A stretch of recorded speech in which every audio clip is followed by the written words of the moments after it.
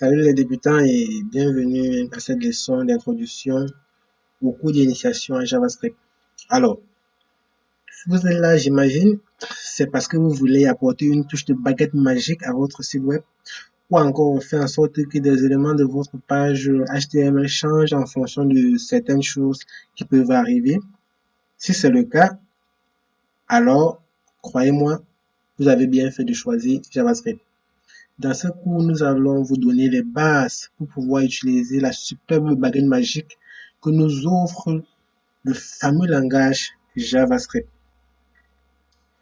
Alors, la relation entre Java et JavaScript. Je sais que beaucoup d'entre vous, quand ils voient Java dans l'expression JavaScript, ils se disent qu'il y a une relation. Donc, avant de continuer, nous allons mettre une chose au clair. Là, c'est pour ceux qui connaissent le langage de programmation Java.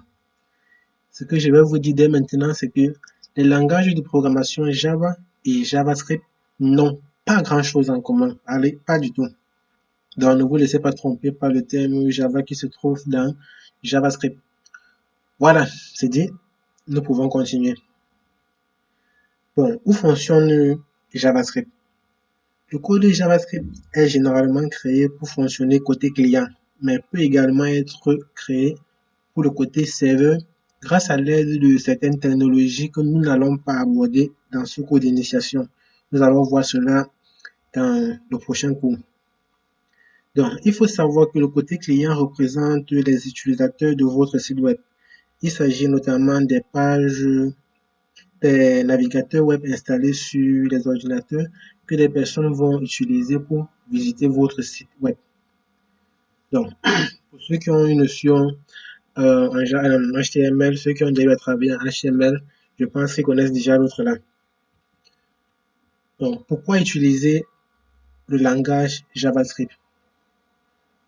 De nos jours, les pages web utilisent au moins 3 technologies, à savoir HTML, CSS et JavaScript. Je vais vous montrer comment ça fonctionne. Vous pouvez voir cette page. Il y a une image, il y a un titre, il y a des liens et surtout cette partie. Vous vous rendez compte quoi? Ça affiche 16h23 45 secondes et vous pouvez remarquer que cela se met à jour de façon dynamique. Là, c'est la magie de JavaScript. Donc, une page comme celle-ci, c'est une page HTML qui a utilisé le CSS pour mettre en place les éléments, un peu de style, comme vous pouvez vous rendre compte. Si je viens, par exemple, désactiver l'utilisation de CSS, là, j'ai une extension sur mon navigateur qui me permet de le faire. Donc, si je viens désactiver le CSS, vous vous rendez compte que tout pas n'importe où, ce n'est pas du tout agréable à voir. Regardez ce qui se passe. Mais j'ai perdu mes formes, mes mises en forme, tout a disparu. Donc, je remets mon CSS, vous voyez, ça remet tout en ordre. Par contre, il y a une autre chose. À ce niveau, l'aspect dynamique que vous voyez, là, c'est du JavaScript. Si je désactive le JavaScript et que je réactualise ma page, on vous dit, comme vous pouvez vous rendre compte, on vous dit ici, JavaScript a été bloqué sur cette page. Et vous vous rendez compte que je n'ai plus ma fonction d'horloge qui donnait mon aide de façon dynamique. Là, c'est l'aide de JavaScript. Donc, si je réactive JavaScript et que j'actualise la page, ok, tout continue. Donc là, c'est la magie de JavaScript. Sans JavaScript, il n'est pas possible de faire cela. Ok. Bon, pour ce cours d'initiation à JavaScript, nous allons utiliser principalement deux fichiers.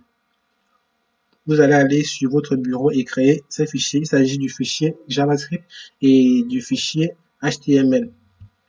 Donc, sur votre bureau, vous allez créer un nouveau dossier que vous allez appeler stat code nom et à l'aide de votre éditeur, vous allez créer deux fichiers, à savoir index.html .js, là c'est le fichier JavaScript, et index.html, c'est le fichier HTML.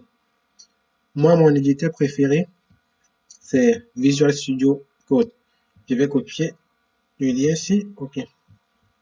Donc, dans mon éditeur préféré, Visual Studio Code, je vais créer un nouveau fichier que je vais l'enregistrer comme prévu dans mon dossier StatCodeNow.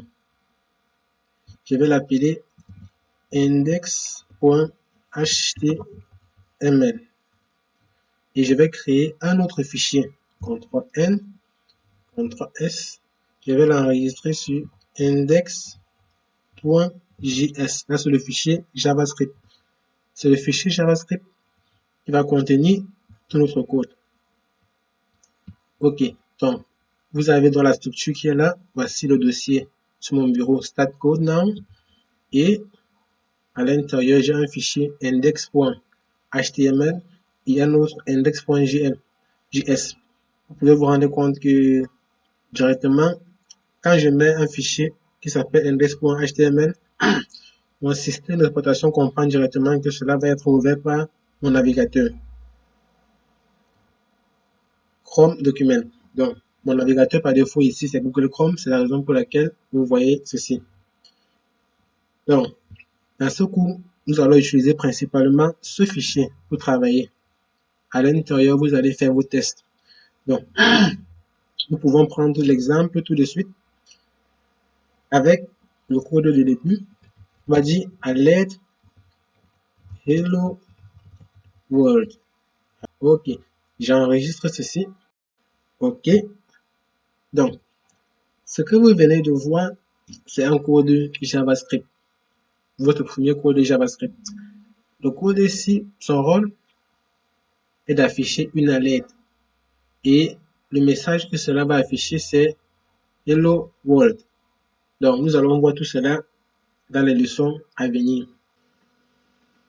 Alors, nous avons notre fichier index.js avec notre code JavaScript. Mais si nous partons ouvrir notre fichier index.html, vous allez vous rendre compte que rien ne s'affiche. La raison est simple. Le fichier JavaScript et la page HTML ne sont pas encore liés. Donc, pour que JavaScript puisse fonctionner sur votre page, vous devez lier. Encore, vous devez intégrer ce code JavaScript à votre page. Donc, dans la prochaine leçon, nous allons vous montrer comment intégrer un code JavaScript à une page HTML. Si vous avez aimé cette leçon, n'oubliez pas de liker la vidéo et surtout de vous abonner à la page pour pouvoir suivre les prochaines leçons dès que nous allons les publier.